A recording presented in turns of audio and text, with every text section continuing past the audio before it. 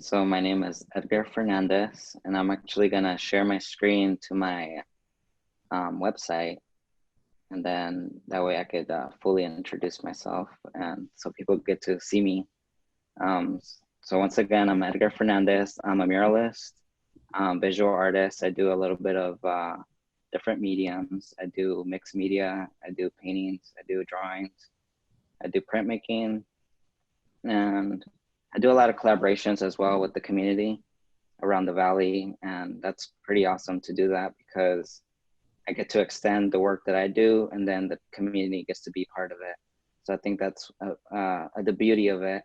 And then this, where I'm sharing my screen and my website, there's actually one of the murals I did in the Coronado neighborhood. Um, this one is on Oak Street, and it's like between 14th Street and 15th Street. And this is actually me standing in front of my mural after my graduation. I graduated from ASU with my BFA last year and specialized in painting. Painting has been just one of those, painting and drawing has been one of those mediums that have been really drawn to. And so speaking about quotes, I'm gonna share a little quote that I put on my website real quick. My dream is to achieve a legacy as an artist who remained connected to his heart and inspired others to do the same. So as I'm drawing and talking about myself and showing my art lesson, basically that's my message to everybody, that to share from the heart and to express from the heart, and things will come together naturally. And then this is another kind of like slideshow of murals, paintings, and drawings that I've done in the past. And then this is actually a little explanation of my glyph, Ochoa. And I've been receiving a lot of comments of like, what does that mean? So I put a little explanation here. I'm not gonna read it, but I suggest that if you wanna learn more, go on my website. My website's really simple to get on. It's just www.ochoahal.com. And then I got a newsletter if you want to stay updated to things that I'm doing in the community, or when I have my next sales, or when I'm adding on new items to my website. And the other reason I'm sharing my screen and going on my website, because we're going to go into my portfolio and go directly into my drawings, since we're going to be working on drawing today.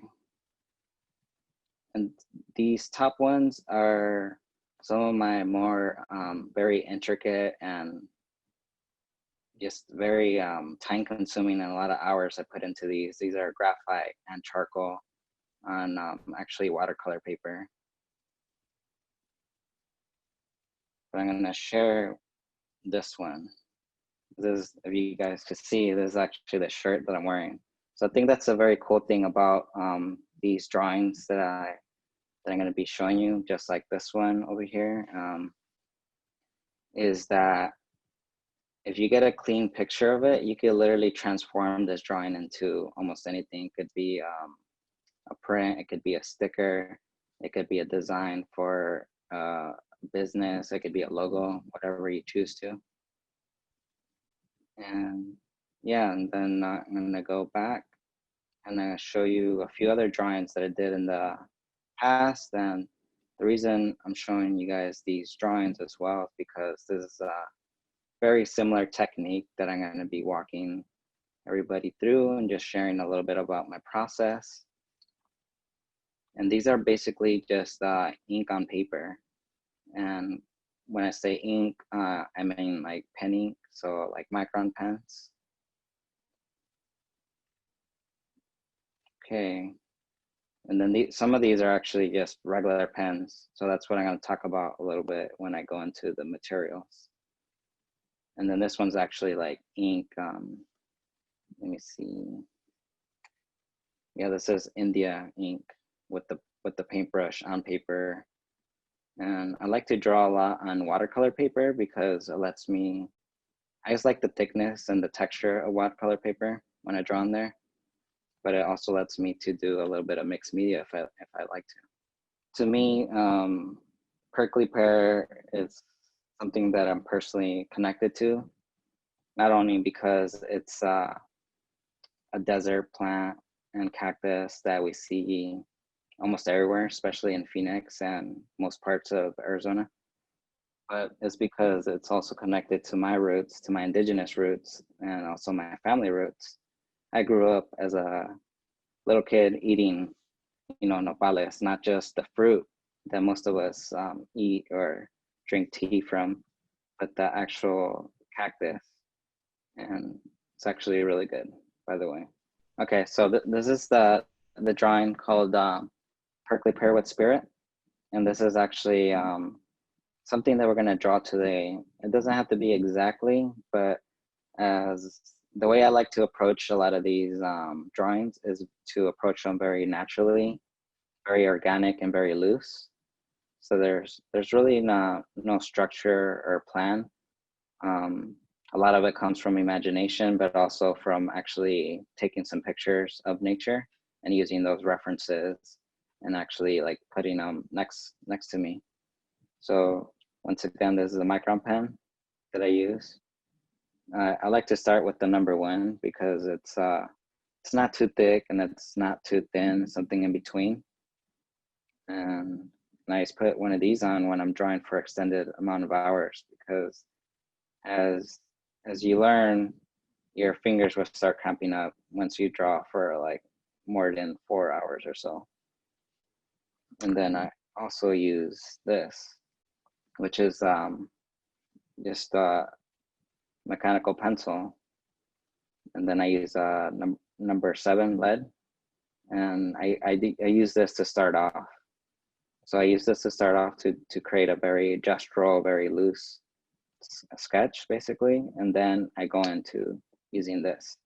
And if you don't have that at home, because I know that not everybody has all these fancy art materials, you can use a regular basic pen and just a regular basic pencil, or even like a color pencil. It's also good to sketch if you just draw very lightly. And then you can start putting your harder pressure and your harder edges and lines with your pen. And occasionally I do use Sharpie. So what I found out, that's the closest thing to a micron pen that you could find at Walmart or Target, or just a local store, is if you get the Sharpie fine tip. It's similar to the micron pen, not the same, but I could say that it's similar. And then erasers. I've seen Monica sharing this eraser earlier today, so that was really cool. It's also one of my favorite erasers. And I also like this one. This is like a triangle eraser. And then I have a few different size microns. This is a size 8, so they go up by number and thickness. So the higher the number, the thicker the pen is. And then, let's see, I got a number 3. So I got thick, medium, and my fine tip. And there's actually finer tip than the 01. I use that sometimes when I'm drawing very intricate stuff, but for something like this, you don't really need to get that. Maybe for the thorns, but I'll show you guys. So this is my sketchbook, and also known as a black book. I'm an ex graffiti artist, so that's how we would call these books, as black books. And I also have different types of paper here. So I have regular computer paper that you can use. Whatever you have at home works. And don't be afraid to, because it's computer paper and it's not high quality, to put your time and effort into it. You could still archive this, and you could laminate it, or you could even collage it onto a board, which I've done before. It's pretty cool. And then you have construction paper here, because I know this is another art paper that you might have laying around. And then right here, this is a little bit thicker than your regular computer paper. This is actually Bristol paper. you might be able to find this at your craft store most likely, but definitely at your art store you'll find that. And then here's your printmaking paper, which I use sometimes to draw, especially when I want to do mixed media. So I could start with a drawing underneath, and then I could do a relief print or screen print on top of this, and then go back and forth, vice versa. And then here's a little inspiration that I use. It's ancient Mexican designs. And I actually purchased this in Mexico City. And here's just a basic, just a lot of line work that I do in my work. So there's like if I were finding some type of like, I can't find that inner creativity, I go to inspirational books like this that I could look through and just study the design, the format, the composition, and just the line work, and just how it's so bold and strong. And I really like to include that in my work. So now we're gonna go into the actual drawing. And I'm gonna start with this mechanical pencil. And this is the lead number 7. And then this one's gonna be a little bit different than the original because of the horizontal and vertical. But I think with this, it lets me play and expand the drawing out to the left and to the right a little bit more.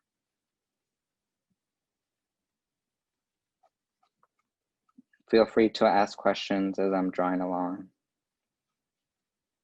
And I like to hold the pencil like this, especially in the beginning, just to be more gestural and loose.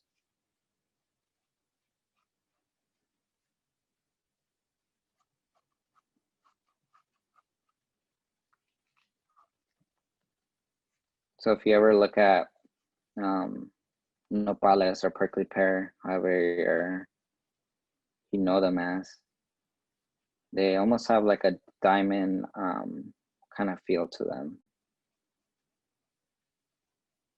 They're very interesting. I have some in my backyard, and just interesting to see them grow so much, especially in the summer. And they do a lot of overlapping.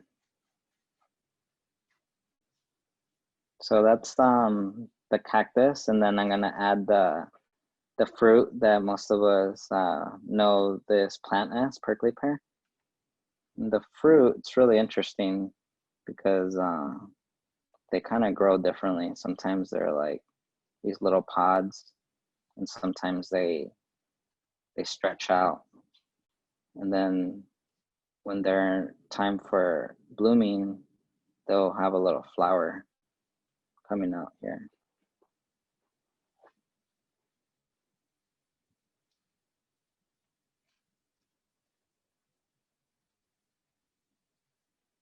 And they also have these little thorns that also grow on them.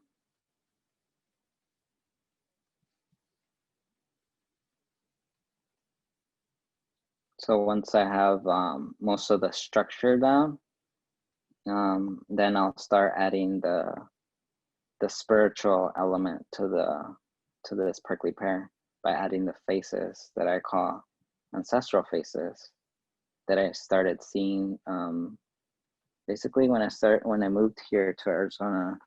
Started studying a lot of the landscape and going to hike mountains around the valley, like South Mountain.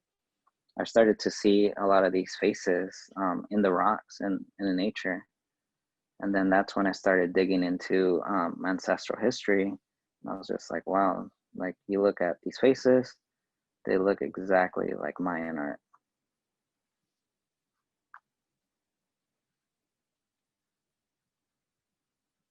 And sometimes they got like a little swirl in here.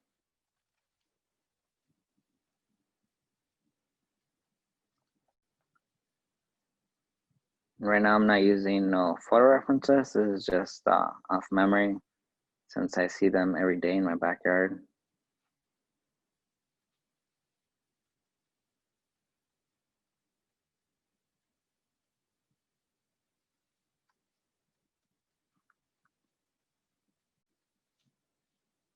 Okay, now I got those guys to the point where I like them. So now I'm gonna start drawing these faces. So I usually start putting the nose part in first, kind of where the curve starts to happen. So the curve happens here. I'm gonna bring in the nose, then bring down, and then start bringing out the lip. And once again, there's a realistic facial drawing. This is more like if you look a lot of hieroglyphic Mayan art, this is the type of faces you'll see.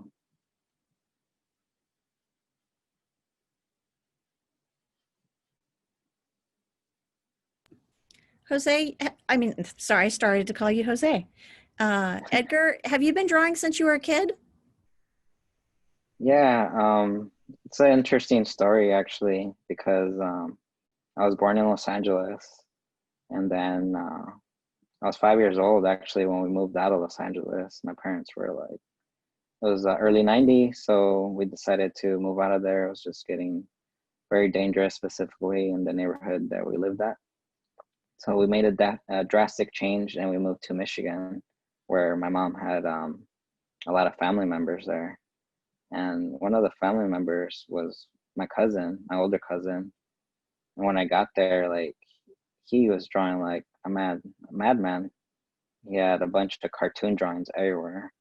And I was like, how are you doing this? Like, this is so cool. Like, are you drawing this from your imagination? He's like, yeah, a little bit from my imagination and also from studying cartoons. Like, he used to draw a lot of the Looney Tunes, a lot of like the Dragon Ball Z kind of characters, a little bit of anime. And then from there, I really didn't ask them like to teach me. I started picking up a pencil, just and paper with just like notebook paper. And from there, I kind of just fell in love with it. But I still didn't know I was going to be an artist until I went to Phoenix College and I met instructors like Monica. They kind of guided me in the direction that I needed to be in as an artist.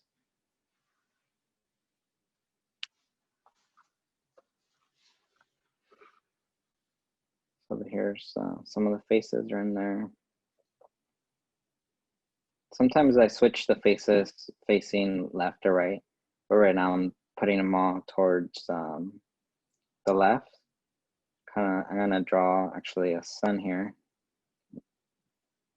So they're facing the sun. If you look at a lot of nature or flowers, especially in the morning, you'll see that they're facing the sun.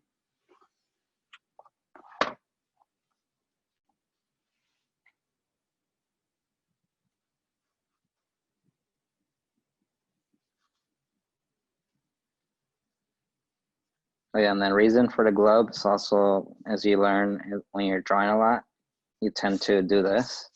So you don't want to smear your drawing. And so when you wear a glove, it helps you. It helps a lot with the smearing.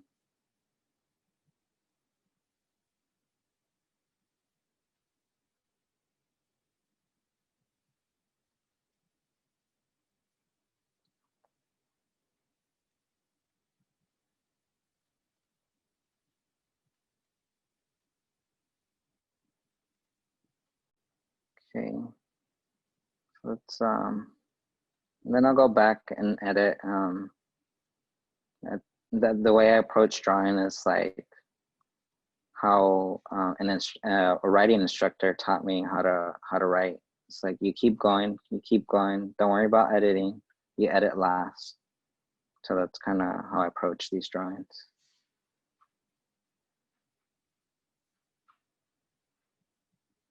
And I'm actually gonna throw a little face in the sun as well. As you'll see a lot of my artwork, you'll see a lot of faces in the sun, in the moon, and just a lot throughout my artwork. Just in a way to represent my ancestors, but in a modern way with contemporary mediums.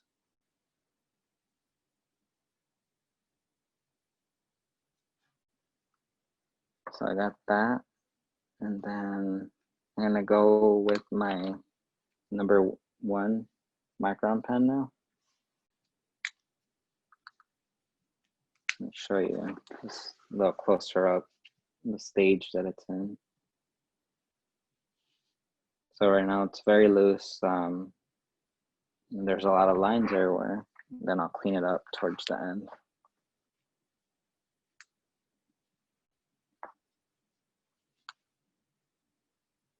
So I'll start holding the pen a little different than my pencil. I'll actually get closer to the page and closer to the tip of the pen versus how I was holding the pencil more like this.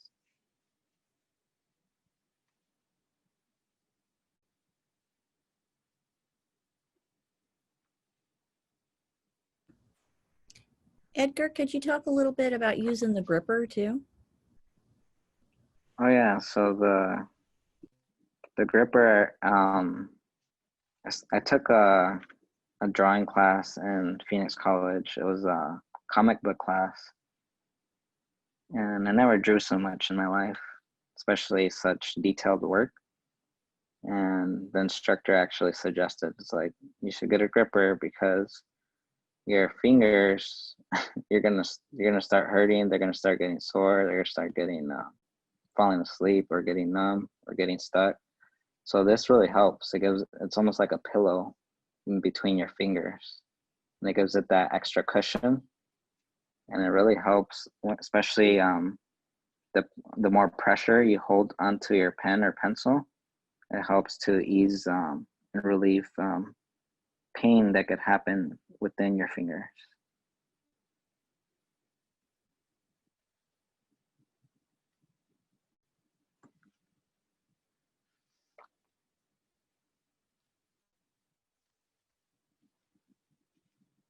So the drawing underneath, once again, is like a template. It doesn't have to be exact. You can see that I adjust some of the lines as I go.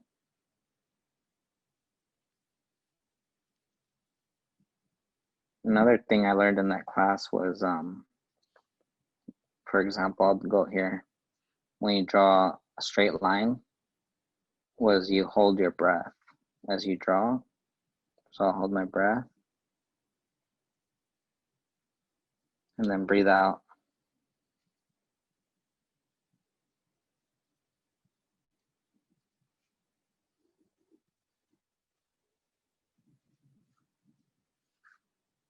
So I put these little prickly pear guys here. I usually like to put the little swirl to give it more of a circular. And the thorns for these guys, I just put little dots. Versus the actual cactus here, I will actually go like this. So I put more pressure here, and then I slightly lift.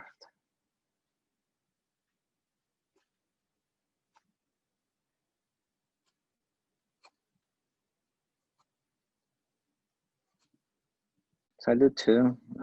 You could do a third one.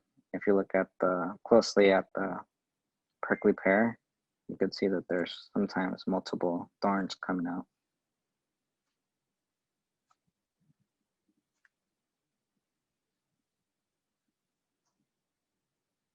Now we're gonna draw the ear. The eyebrow.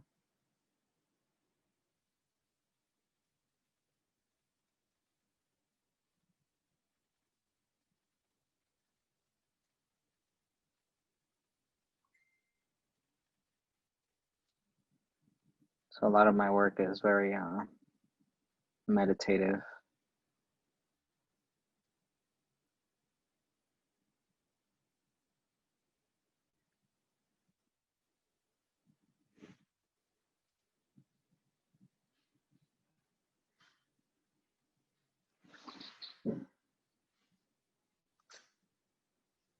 I'll go to the other nose.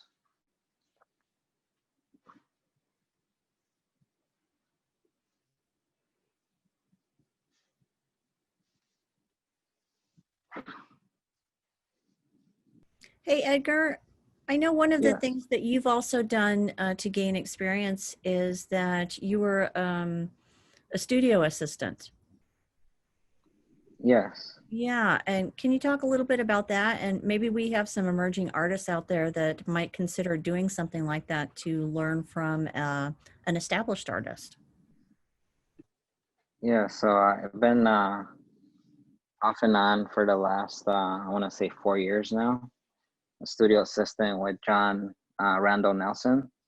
It's actually a local Tempe artist, very established, very well known, not just here in Arizona, but nationally.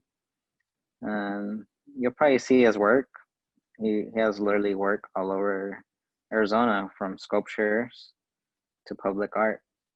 And it was a really great experience because I got to see hands-on experience of the mind of basically a master artist, from logistical things, from creating budgets, um, proposals, writing emails, documenting the work, and also working on the work from beginning to end. And I got to help and assist him with a lot of his newest work and newest sculptures that he recently installed at the, I forget what the hotel is called, but it's right in front of the ASU Herberger Institute. And yeah, it's really cool. So if you ever have a chance, definitely look for those opportunities that these artists could give you, because learning from John has helped me a lot in my professional development as an artist, and just it has just assisted me with a lot of the mural work that I've done, and professional commission work that I've done with clients, and also work through the city and schools. So it's definitely been a blessing to have the opportunity. And if there's ever an opportunity, definitely take it.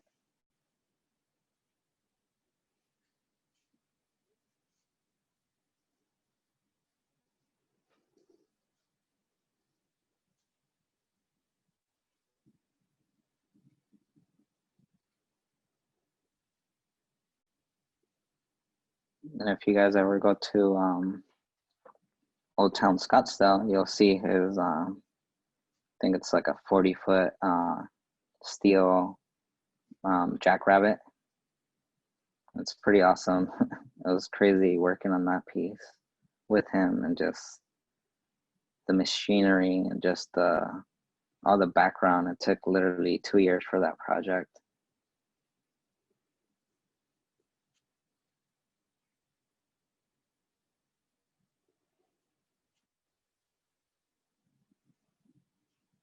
So it's people like John and other mentors that have definitely helped and shaped me in the way and the art that I create, but also the way I present myself to the community and professional development and establishment.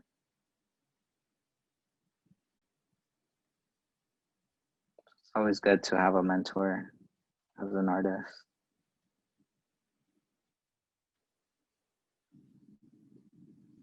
Okay, let's bring it up a little bit. Let's see the drawing.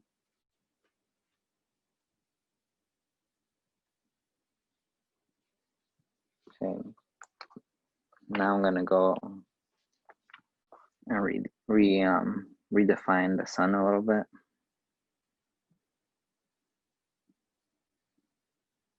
So there's the breathing again. You can do that for circles, not just lines.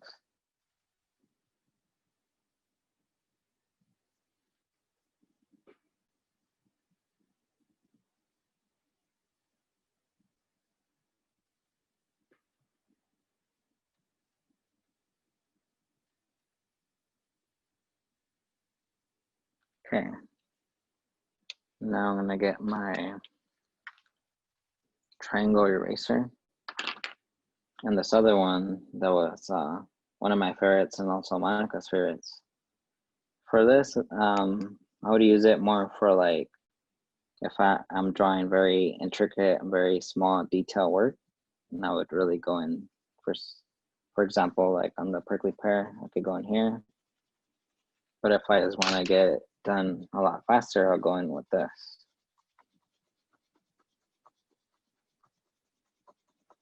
And just really clean all of that off, all the pencil marks. Or if you like your pencil marks, you could leave them as well, but I usually like my drawings very clean.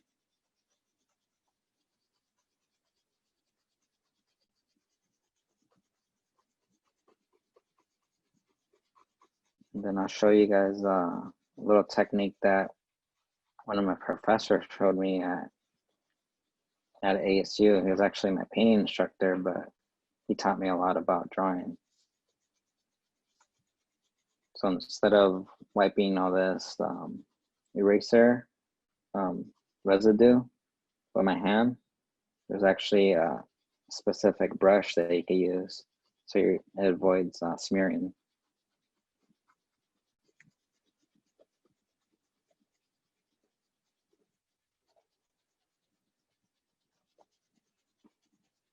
Okay. Now I'm gonna get my brush.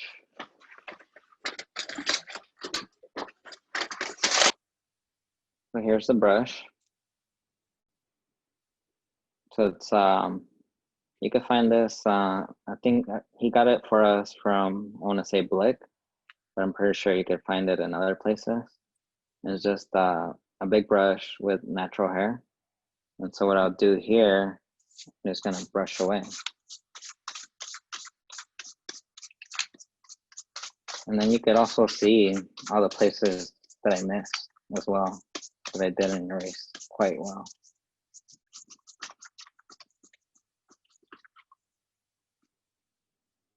So there's a few parts here.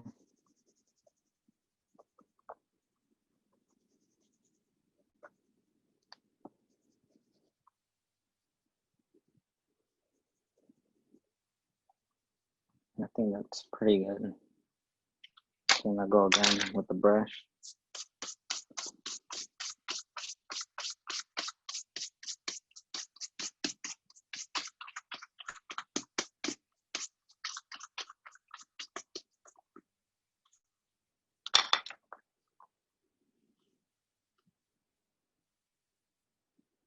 And then there's still a few marks here and there on the eyes or on the eyebrows, but for the sake of time, I'm just gonna continue into the next stage.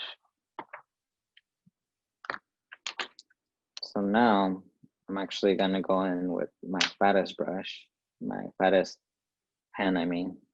That's the 08. And on this one, I don't have one of these cool little cushion brush holders because I don't use it as much.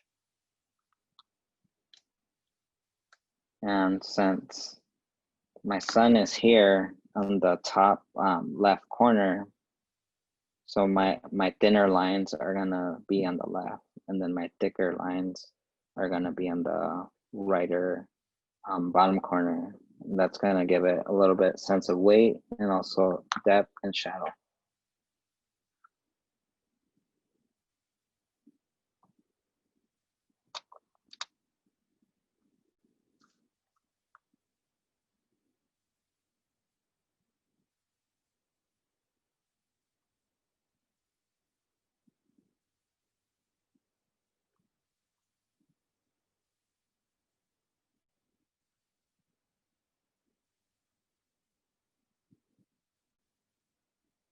I'm gonna show you closer up. So you could already see the difference between this line and this line on this other end.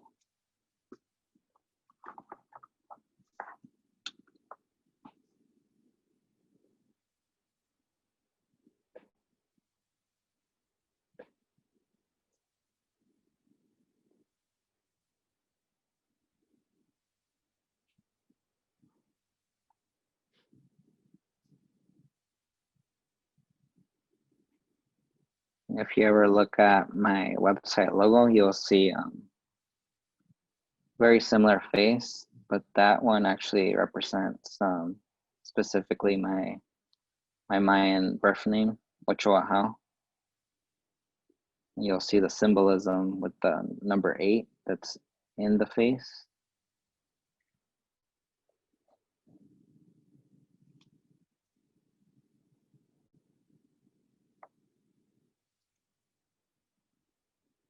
So now I'm gonna go down here. And with these eyebrows too, if I wanna bring them out a little bit more, I could do a little bit of cross hatching.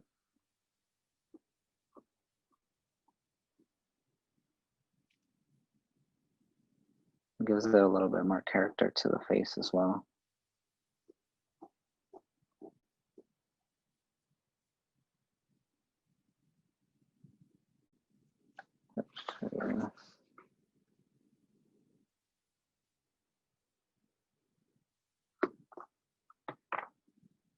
And also in some of my work, you will see also like a little,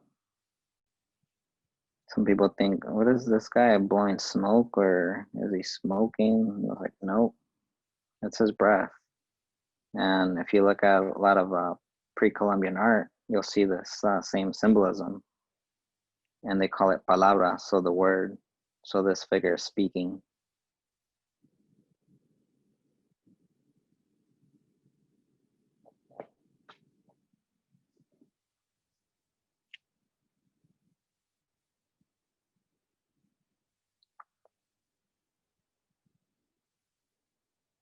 And for these earrings, I'm actually gonna do some cross hatching, but darker cross hatching. A lot of these figures for the earrings, I like to the figure to represent the obsidian, which was something that my ancestors used a lot in their jewelry.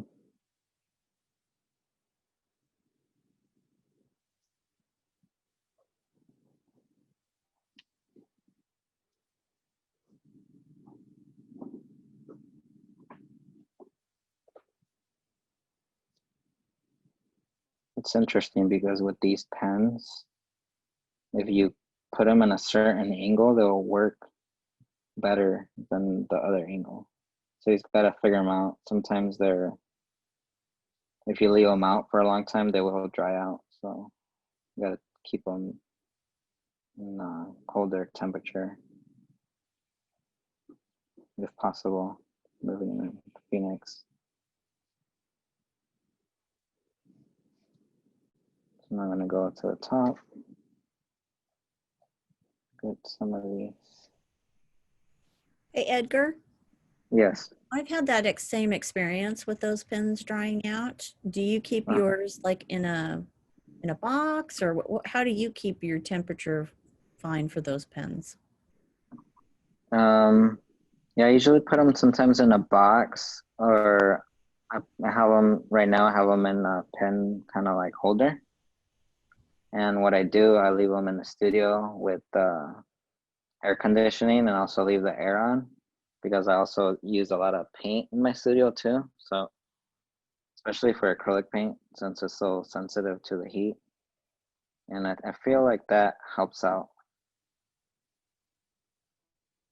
And sometimes there is the bad batch, which I recently had that experience too, where I bought a whole box of these and they all were really bad.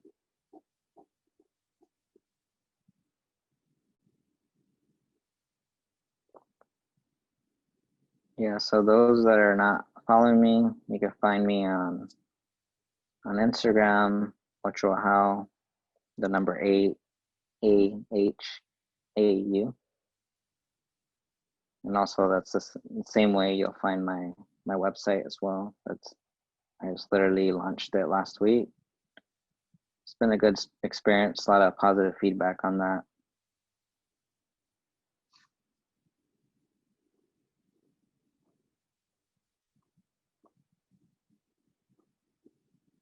And for Facebook, You can just find me as Edgar Fernandez. You'll see a portrait picture of me on there.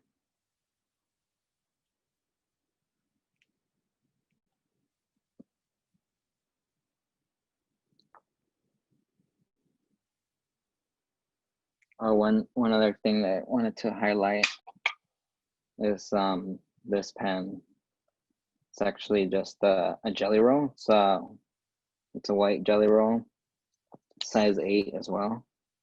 So for example, if I want something to be super clean and specific, I could go in here and let's go here. And I could take off some of those lines that I didn't like.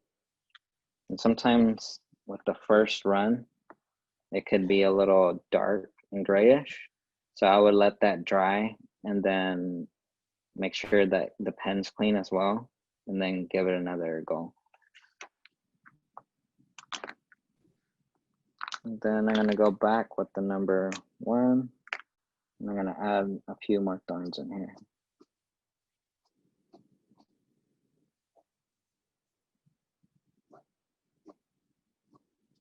So look how I'm holding the pen once again. I'm not holding it here because I don't want it to be a heavy edge. I want it to feel more like a thorn.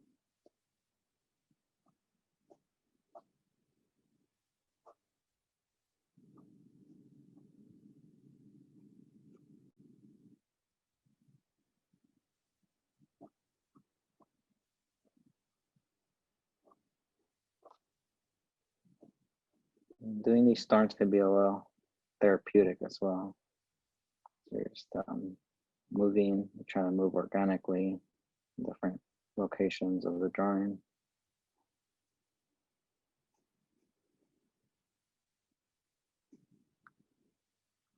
And then I'm gonna put some of these dots in the prickly pear.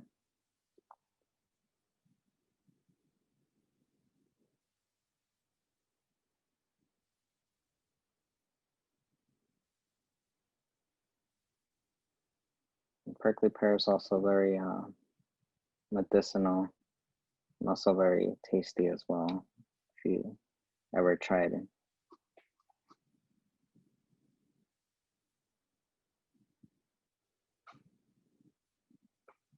It's really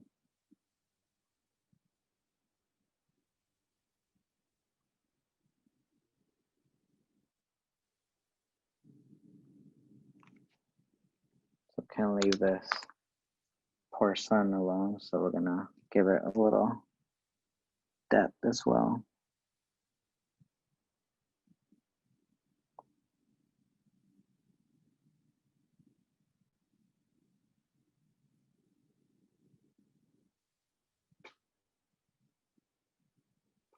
So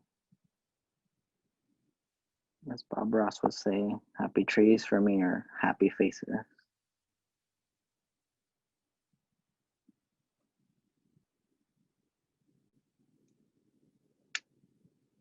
And then if I want to add a little other touch, I could add like maybe some of the sun rays.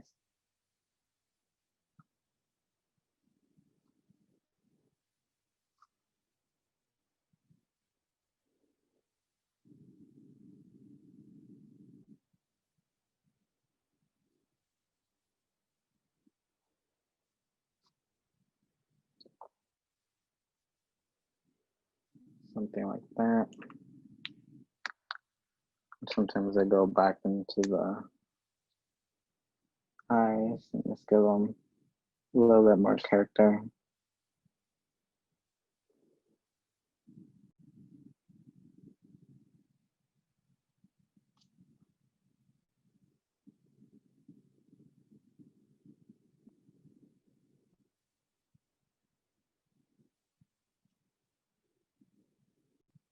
And a lot of time with drawings,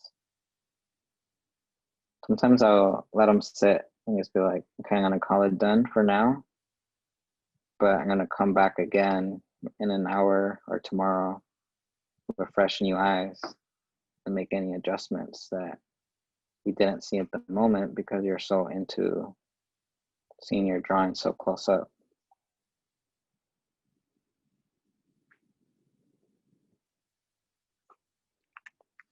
I'm actually going to use the white jelly roll in here.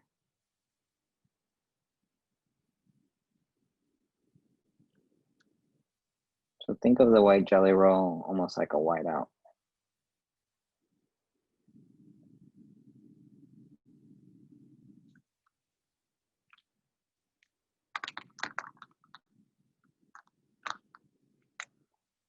Get the thicker one.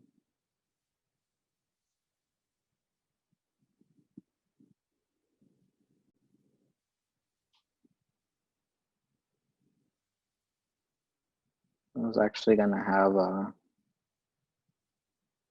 few art shows, solo shows this year. That all got postponed for now until further notice. So I'll definitely be posting that on my social media. But for now, it's going to be virtual.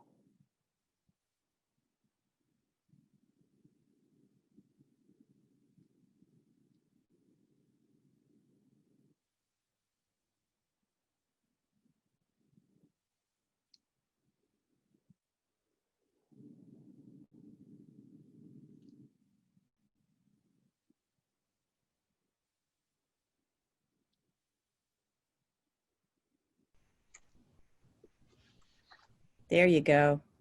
That's awesome. Thank you. Thank you. And I see that you had a helper as well, so we want to thank them. Yeah, it's my fiance. She's actually my project manager. I love it. You did great. I'll let her know. Excellent.